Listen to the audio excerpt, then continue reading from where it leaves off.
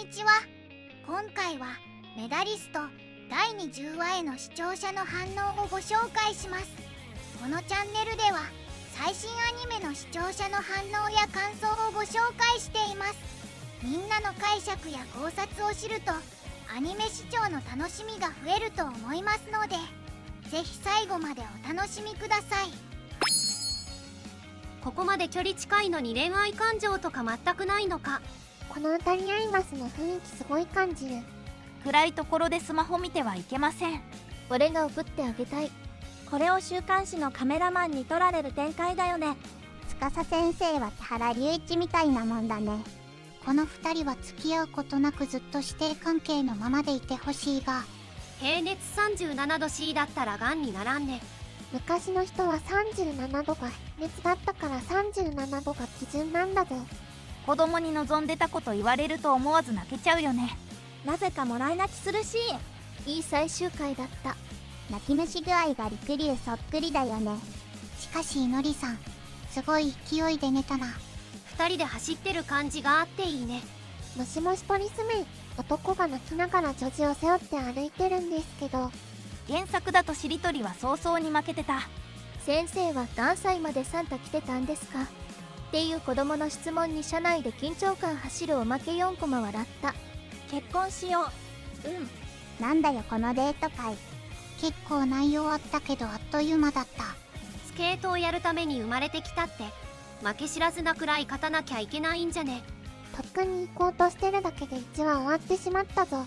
でもその割に時間経つの早い。車移動で2人しかいないのに後部座席に乗るって常識外れだよね。そう思った回だった。大事な選手やで。俺でもそうするわ。愛知からだと車で行くの大変だな。群馬に住んでると新潟とか近いから近いって一瞬思っちゃった。よだか潤の距離感逆に正しかった。司先生はここ数年でもトップレベルの好感度高い男主人公だな。てか他に思いつかん。だがゴールデンカムイの男らには足元に及ばんよ。ちなみにいのりさんの話に夢中になりすぎて道間違えたんや。ああだよな。岡谷通り過ぎてると思ったら。だよなくさ。14歳でもメダリストになれてそう。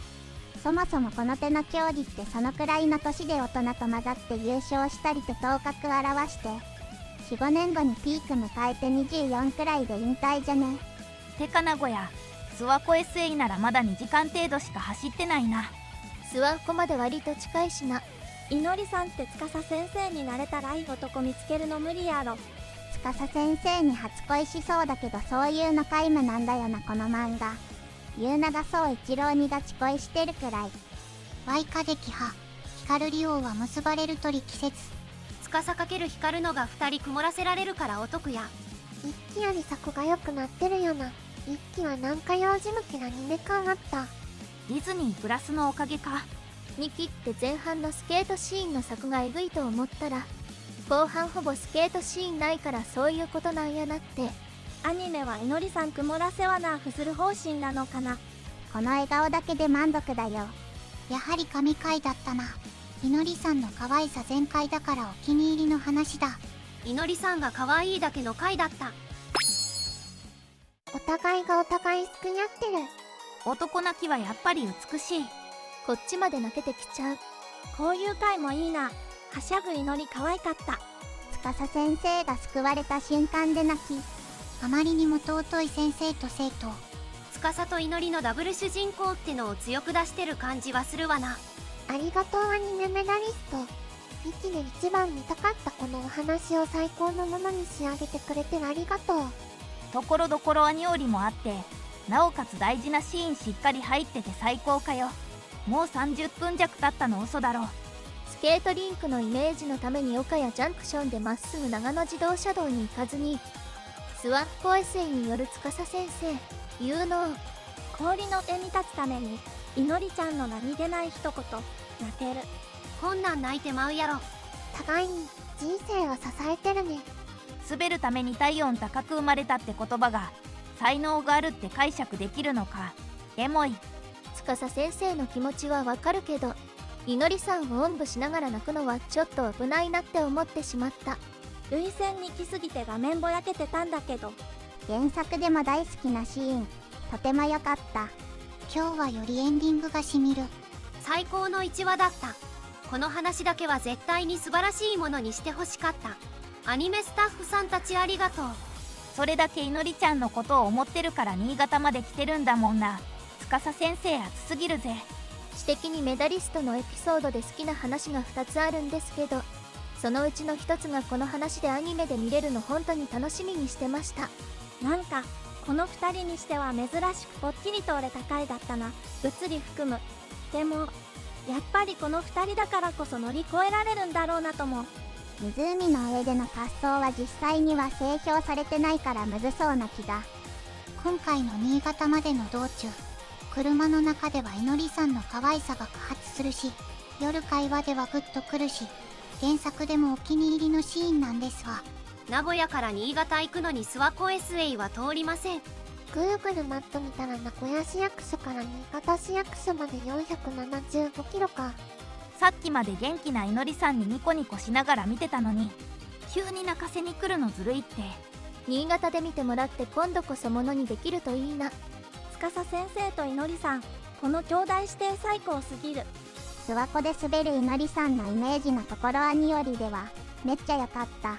まさかこの幻想的な湖の上のシーンってオープニングの序盤に映ったところと同じ。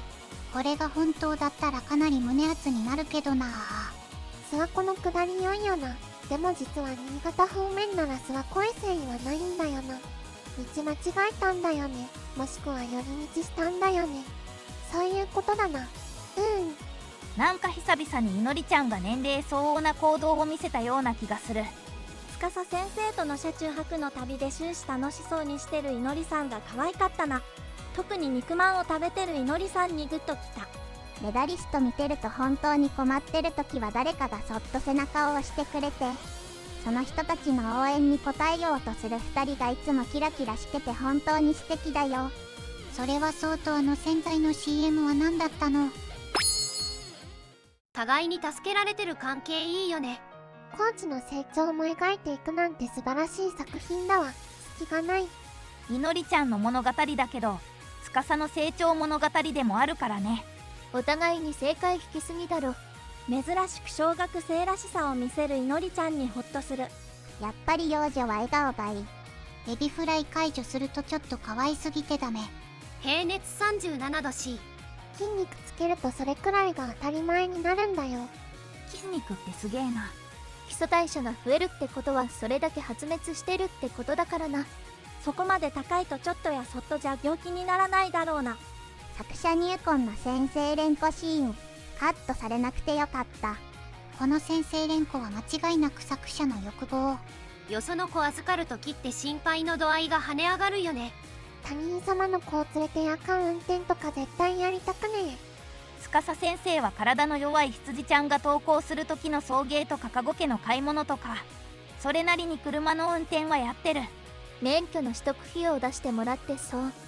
司先生に免許取ってもらうために羊さんの送迎や家の手伝いって理由をつけるかごさんの姿が目に浮かぶようだ。もともと飛べるだけのポテンシャルはあって、あとは感覚を体に経験させるだけだったのか。一度飛べる感覚がつかめると飛べるとは聞くけど、実際こんなあっさりしてるんだろうか。しかし毎日やらんとすぐ忘れる。この砂付近イケメンすぎだろ。ジャンプ補助だけで食える人はやっぱり技術がすごかった。むしろこの爆速で身につけさせたらプレイヤー人工的に仕事なくならねえか。値段調べたら12万くらいするんだ、この釣りハーネス。お見渡りとか最近起きてんのかな。かなり珍しい現象になりかけてる。今季のニューヨーク並みの寒波来ないと凍らないとか言われてる。中央道で岡谷ジャンクションから諏訪湖って見れたって、新潟なら上信越道と思うが。後でよく調べたらルートおかしかったみたいなこと、ファンブックに書いてあったような。なので原作では司先生が道を間違えましたってことになった。